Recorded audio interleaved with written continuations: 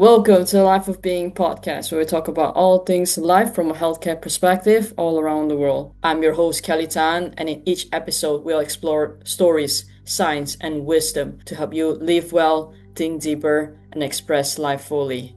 Let's begin. Today, we are joined by an exciting guest. We have Cedric Lee, all the way from Malaysia. Cedric is a chiropractor based in Ampang, Malaysia, where he runs his practice inside Out Chiropractic. This opens its door this year, and his vision is to make chiropractic care affordable and accessible for families as a means for health, in which his clinic model and pricing structure revolves around the vision. He is also the founder of Revival Chirotables, a chiropractic table manufacturing company, which is now rebranded to Vitality Chiropractic Solutions as of 2024. Cedric, welcome to the show. Thanks for having me today, Dr. Kelly. Really appreciate this opportunity to be here. Yeah, thank you for sharing your time. I know it's really impressive. We talked earlier in terms of how you were delving into chiropractic philosophy, which is not a common thing from where we were studying also. So why don't we start with how did you stumble upon chiropractic? What was your story? Right.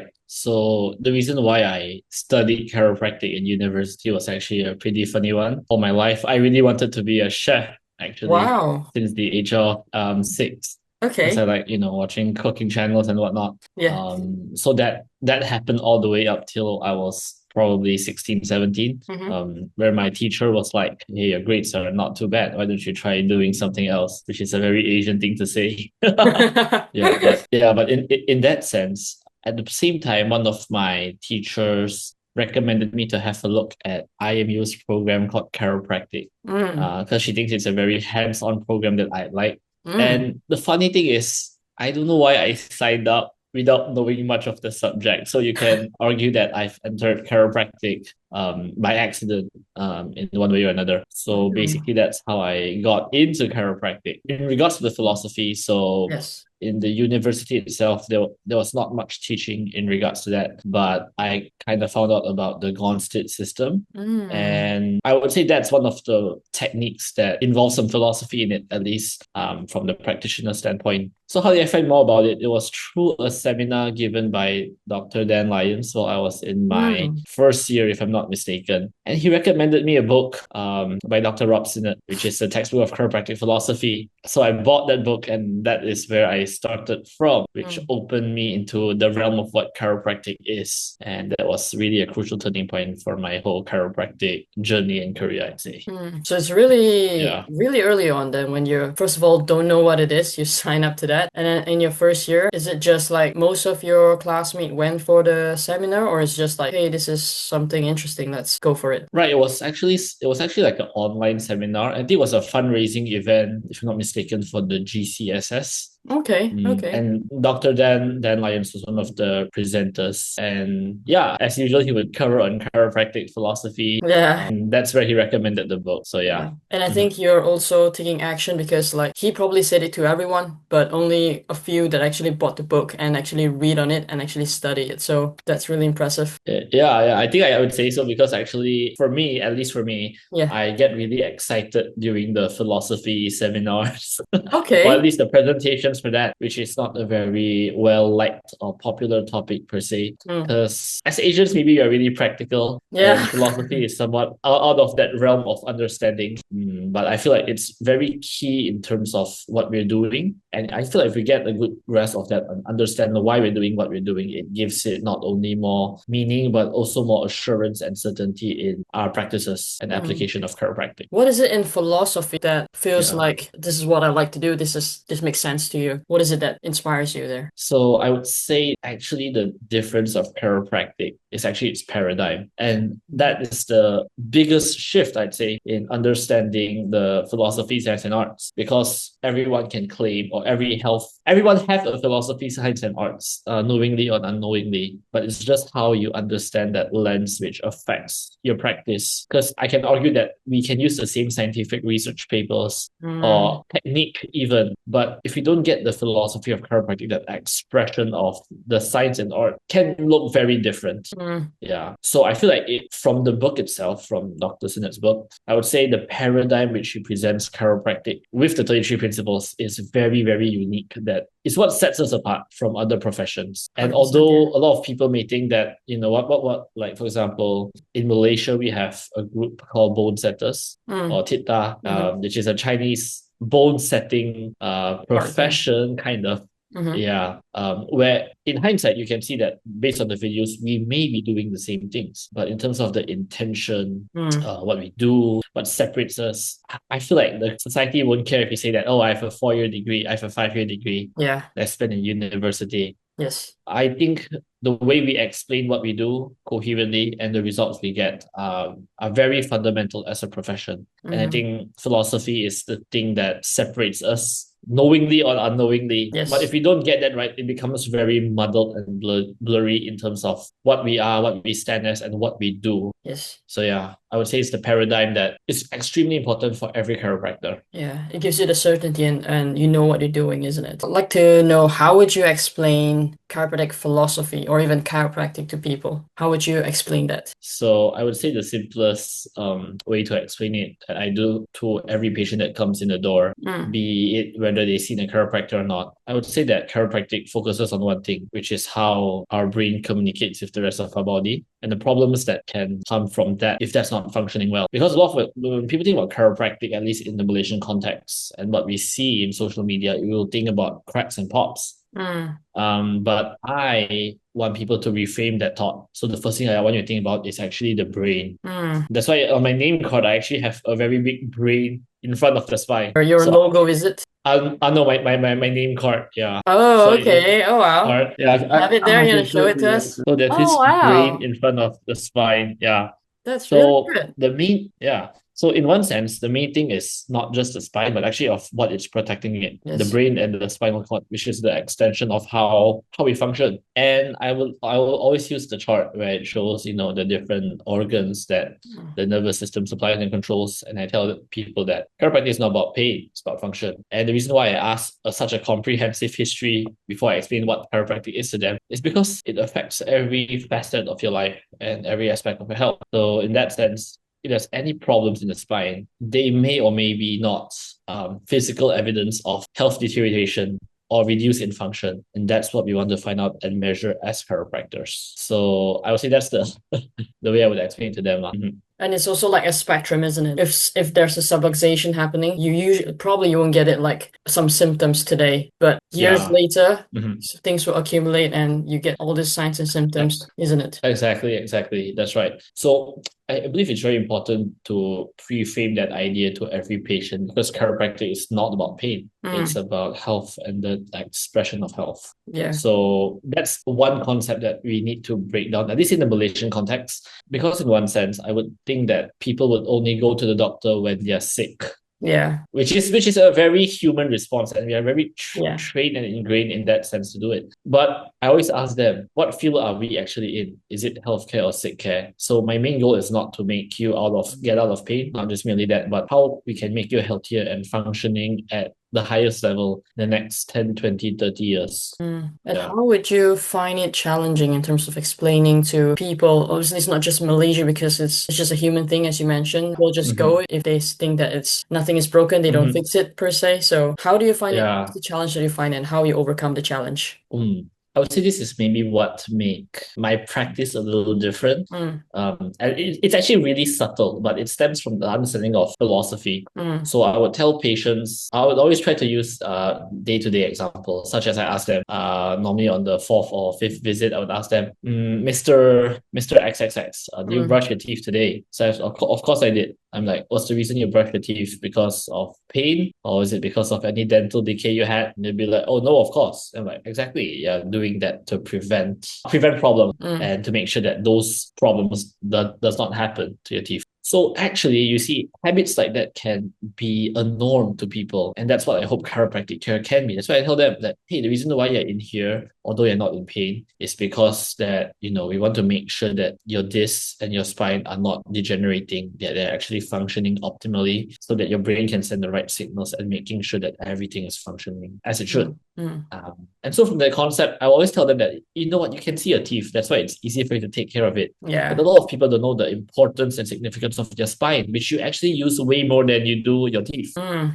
That's why we take x-rays here. And I think it's really important for you to tell your friends and family about it, because you don't get to replace your spine. It's not like dentures where if you lose all Mm. your teeth, you're still able to get artificial Yeah. dentures or teeth that, I mean, it does cost a lot, but at least you get it replaced. Yes. But for the spine, it's not that way. And Yeah. once it's degenerated, we only can, at best, we can maintain its current structure. Can't really improve it in that sense. That's why it's important to get checked as early as possible, isn't it? So that the babies, the kids will Mm-hmm. grow without any Yeah, interference of the spine. And exactly. how are you like pushing through being the only person or one of the few that understands chiropractic philosophy and is trying to bring the message out? Do you have a group of people that also talks about philosophy every week, or how do you even run yourself? Right. I wouldn't say that with a group of people, but I do have like a few friends as well as Mm. colleagues that Okay. are pretty into philosophy, or at least trying to understand the philosophy of chiropractic with Mm. the more robust meaning behind it.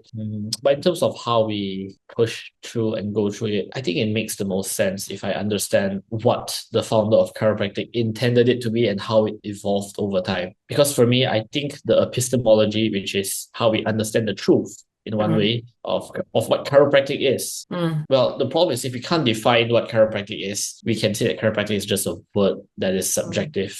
Mm. And in other words, there's no meaning behind it. So in understanding that, I can practice something that is subjective. I shouldn't call it Yeah. chiropractic. I can and I can call it chiropractic. I can call myself a chiropractor. I can call Mm. myself a Cedric Practor or whatever that is. But it's Yeah. not. I'm a chiropractor. Yes. So I think it's extremely important to understand the basis of our practice, Mm. and what we do and how we developed from a deaf man being adjusted to even now in how we have more advanced and modern science and how we are understanding the tenets of chiropractic philosophy from that. Mm. So I wouldn't find it as much of a challenge standing alone. Mm. But in some way, I would say the development of my understanding Mm. may be quite limited What do you mean? because I'm on my own. Yeah, like Right. so it's just a lot of, I guess, question asking when I have any, and a lot of reading Mm. of both philosophy books, the green books, the blue books, Mm. Dr. Sinnott's writings. I mean, there's Yes. a lot of great authors out there. Yeah. Yeah. Do you order it from US or in terms of the books, even Dr. Sinat's book? Oh yeah, yeah, yeah. All of it is ordered from the US. Nice. Yeah. So yeah, it's pretty expensive to get it shipped, but I think it's definitely It's worth it, isn't it?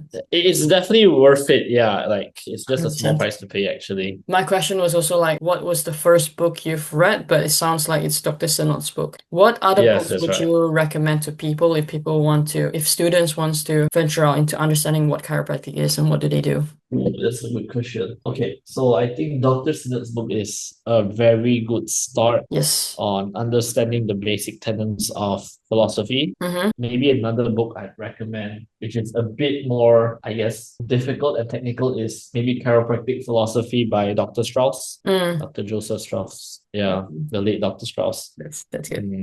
And as I think after you read those two books, maybe you can get into reading the chiropractic textbook by Stephenson's. Stevenson, yeah. I think that's yeah, I think that's something to go through, although you might find it a bit dry Yeah. for the modern context. But I think it's Mm. good to go through that at least once, because that's where these books drew their philosophical ideas from. So it's good to go back to that route. And if there's one book that I may add on, which is Yeah, not go for really it. chiropractic, Yeah. it's a very funny story how I chanced upon this book. Okay. Because it was, I believe it was on my Amazon suggested. Okay. It's this book. Oh my God. That's really Yeah, good. Yeah. It's Restoring Reason by Dr. Dr. Travis Travis. Corcoran. Yeah. It's really funny because I was reading this book, and towards the end I'm like, wow, that's amazing. Why is this person promoting chiropractic? Yeah. Then I Googled about him and found out that hey, he's actually actually a chiropractor. Yeah. Yeah. So Yeah. that was really funny because I do like to delve into understanding books about philosophy, Yeah. reasoning. Yeah. So this was recommended. But it was just so funny that I was so shocked. I was so shocked. The shock factor was amazing when I read to the end and they were talking about how chiropractic is a very logical way of healthcare. Yeah. I'm like, It's like, wait what? a minute. Yeah. But Yeah, yeah, but when you look into like the chiropractic philosophies and the principles, you'll notice it's not just about chiropractic because out of the 33 principles, only three only is three of them specifically are to, exactly, there's chiropractic. only three that's specifically Yeah, to chiropractic. The rest 30 principles is like universal and physical laws. You can just use it with, that's right. it's just explaining what physical world is. So that's Yes. really good recommendations that you have. At the Mhm, moment, what are mhm. you studying and reading then? Oh, currently, I'm actually okay. I don't have this book with me now. It's at home, but it's a book by Dr. William Estep called "Making Changes." Oh, okay, yeah. Yeah, it's a book lended by a friend of mine. So I'm going through that because it's pretty interesting. The writings are relatively practical as well. Mm, So I'm looking to how he, explains maybe the philosophy or how that translates better into the day-to-day practice of the chiropractor. mm, Because yeah, I can argue that philosophy is somewhat abstract in the understanding and application of it, but I think it's important to incorporate as much as that as we can in our day-to-day practice, be it from communication, how mm. the office looks, what we're trying to convey. So yeah, I think that book has been really helpful. I'm currently reading that. What would be your steps or like strategy or even your vision for elevating the chiropractic philosophy in where you are or in Malaysia? Right, right. So I think first of all, I think chiropractic is a very amazing thing. It's a very amazing profession. And there's so much richness to that in terms of our heritage, our philosophy. So I guess running seminars, which is actually mostly organized by one of my partners in Vitality Chiropractic Solutions by Mm, Dr. Tan. Yeah, mm. he has been bringing in some very key and important teachers that we need here Yes, because a lot of yes. seminars that may be brought into Malaysia is, I like to say, not so chiropractic or not Mm, chiropractic at all.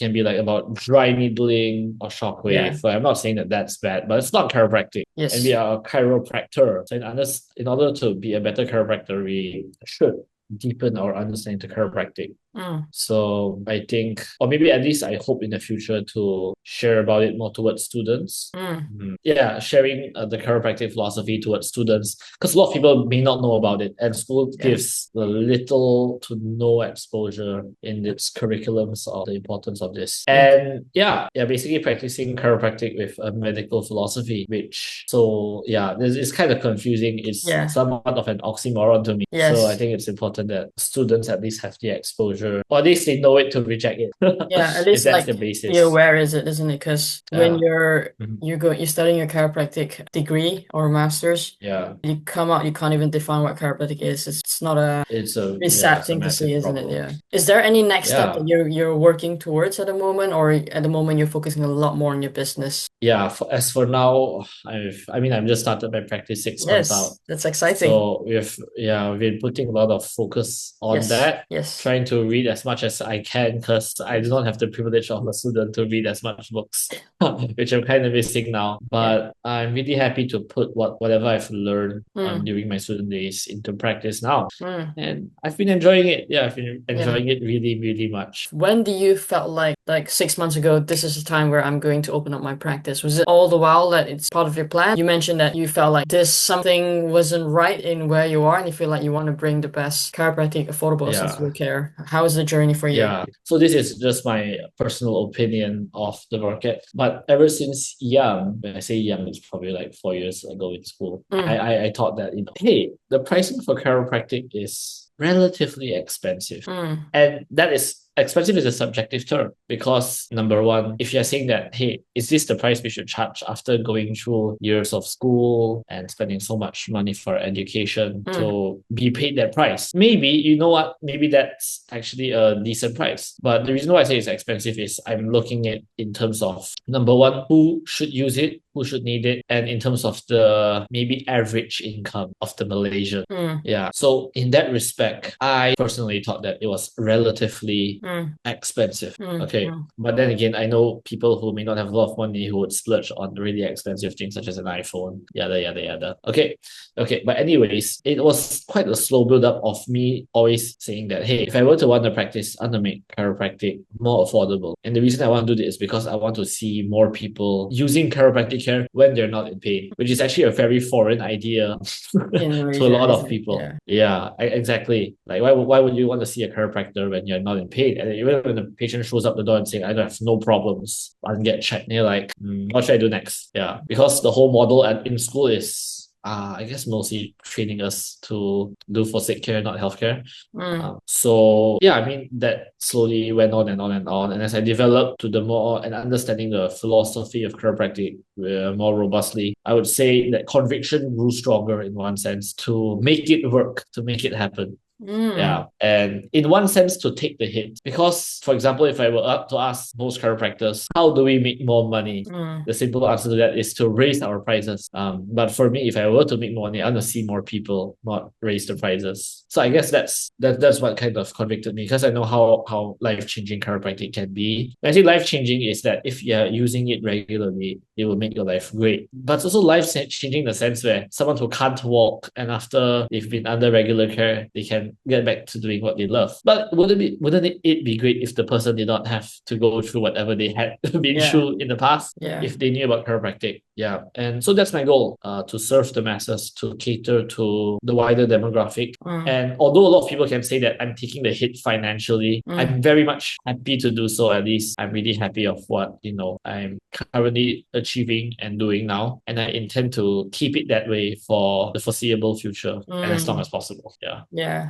And that's like, people talk about that also, but when you bring in value, when you're providing this valuable service for people, you also be rewarded abundantly also. Yeah. And actually, if I could add on, a very interesting inspiration from this actually comes from, I guess, the US, where in every state or town, very small state or town, you definitely have a chiropractor there, and a lot of like almost the whole neighborhood knows about him and goes to him or her, and they charge really affordable price. You get to see amazing chiropractors, the top of the top, for a very affordable price in the US, and I'm saying this comparingly dollar to dollar, right? Yes. And as you know how Dr. Strauss practices the box in the wall Yes, the system. box in the wall, yeah. I think that's pretty much amazing in the sense where it's always about service. I'm not saying that, we're still running a business at the end of the day, but how much more money would you want to make, or how much more people you would want to serve? I think that there's a very delicate balance in that, because chiropractic, at least in my opinion, or in how I view it personally, is not just a career or a means of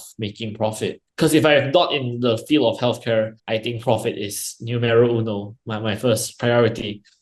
But since we are given such the privilege of being chiropractors, and in the context of Malaysia where there's not a lot of philosophical chiropractors, I want to be the one that, educates, makes it affordable, that people can bring their whole families in to come here as often as they want, because the price makes sense to them. And yeah, I feel like I'm slowly achieving some of those, and I'm really happy to see the progress that we've been making here inside our chiropractic. I think it's impressive with what your vision is. You started off like a few months ago and you're like booming already in where you are. So it's really, really impressive to see what you're doing also. Tell me, how do you even like get everything started? What's your like sequence in terms of opening up Inside Out? Oh, I see. Okay. So basically, it was actually the whole vision. I think that's the most important part, because a lot of people would say that, hey, he's gonna charge this amount now, but we'll see how long that he'll last. In one sense, if either I'll like in other words, it's the breaking point where I either become greedy and want to charge more, or what I'm actually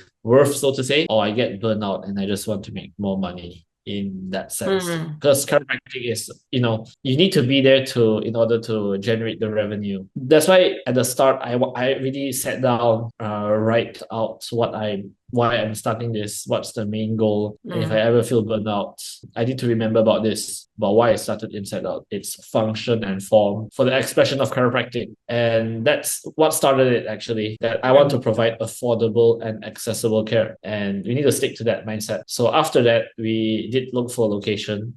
So I'm born and raised in Ampang, and Ampang is not necessarily the most wealthy area per se. To some degree, it's not the most ideal place to start a chiropractic center, given the market rate. Right. But since I'm not charging the market rate per se, I think it will be more accessible for people to at least visit or have the means to come regularly. So that was my vision. I wanted always to open, around the place of where I grew up because I knew the people there and whatnot. So that's how I find the locality of it. Yeah, because I was working on the extremely tight budget, I had to do everything on my own, from Okay. sourcing the renovation or even Yeah. painting, doing the plastering. So that took actually a lot of learning. It actually took a bit longer than expected since I was doing a lot of the work on my own and there were some messed ups as well. But Oh, eventually it pulled yeah. off. Yeah. Because Oh, since I'm in one sense charging such a lower price compared to the market rate, it also must make sense within how I structure my whole business. That's why in terms of the locality, the place,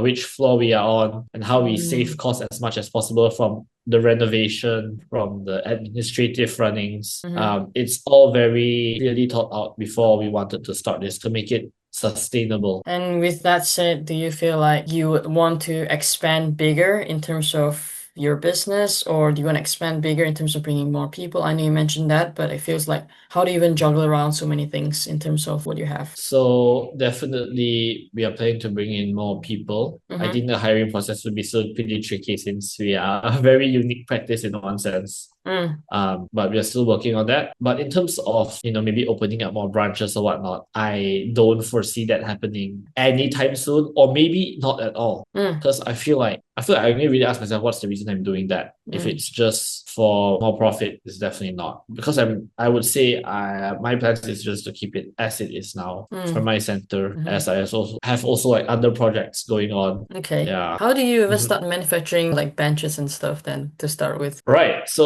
that's also a pretty funny story. So Okay. while I was in my second semester, so basically it was during COVID, so lockdown Okay. was happening, yada yada. So we couldn't practice. So I had a senior that was staying not too far away from my place. So Okay. he would come by and practice with me or at least teach me some technical skills. So we had to practice on very crappy mattresses Mm, mm. and couches where you almost hit your chin on the floor. Oof.